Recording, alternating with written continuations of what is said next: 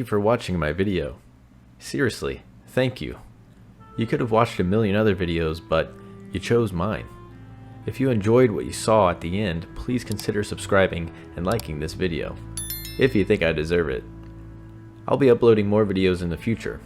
Maybe even share it with a friend that may like it as much as you did. Now, let's get into the video.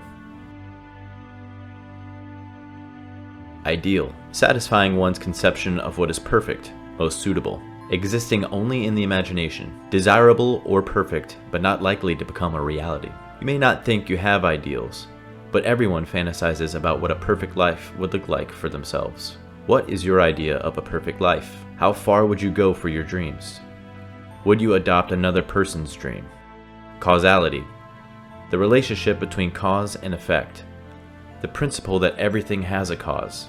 A basic tenet of life. Your actions have consequences.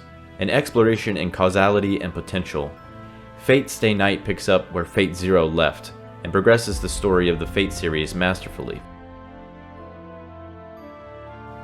Fate Stay Night occurs amid the Fifth Holy Grail War in Fuyuki City, Japan. Chronologically, the show is the second in the timeline. If you're familiar with the Fate series, you'll remember the Fourth Holy Grail War that took place in Fate Zero. The premise of the show remains the same. 7 masters and their servants are chosen by the Grail and fight to the death to obtain it. Some characters from Fate Zero return for the show, such as Saber, Gilgamesh, and Kotomine Kire. 2 characters stand out in this story: schoolmates Tosaka Rin and Shiro Imiya. Blissfully unaware of each other's background, they both attend their studies at school, until one night they're brought together under dire circumstances. Tosaka saves Shiro's life, and as a consequence, his fate becomes intertwined in the Holy Grail War. Even though she saved his life, Tosaka tells Shiro that she will still consider him an enemy, but she won't attack him until he becomes more adept as a master. Shiro and Tosaka ultimately become partners in the Grail War. They support each other as they battle ever-increasing odds and unforeseen challenges. Of course, the winner takes all in the ultimate battle royale, the Holy Grail. Shiro Imiya, lawful good, naive. Shiro is determined and idealistic. Shiro is Kiritsugu's adopted son, and a carrier of Kiritsugu's ideal, to be a hero of justice. That is his only passion in life. Kiritsugu Imiya rescued Shiro from the destruction of the Fourth War. Altruistic by nature, he thinks little about his wants or needs.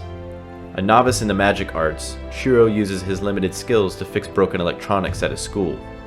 While at school, Shiro is always helping others when asked, or when the opportunity presents itself. He accidentally becomes wrapped up in the Holy Grail War and seems unfit to be a master until fate intervenes.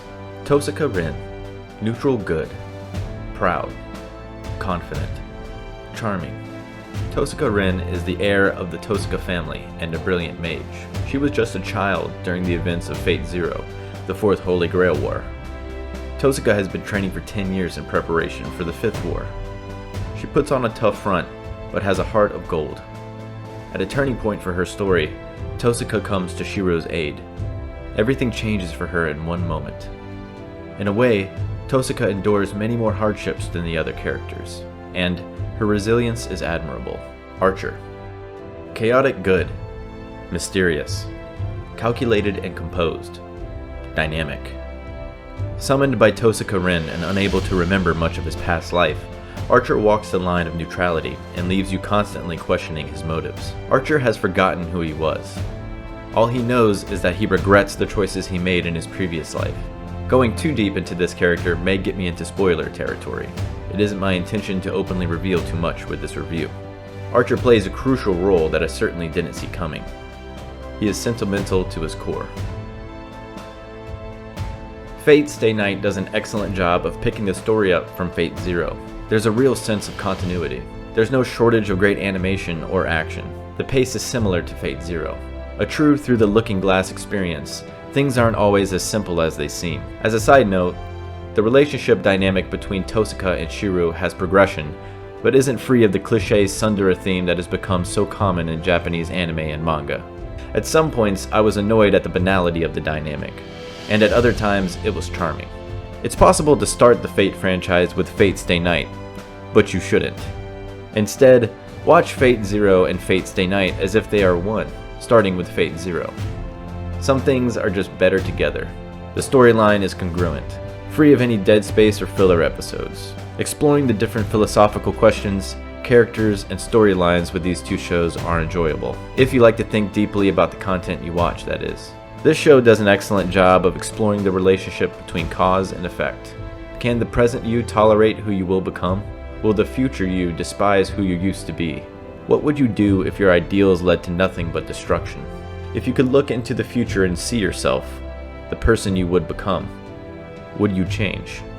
Is fate real? If so, can we escape it? Do we even want to? Thanks for watching.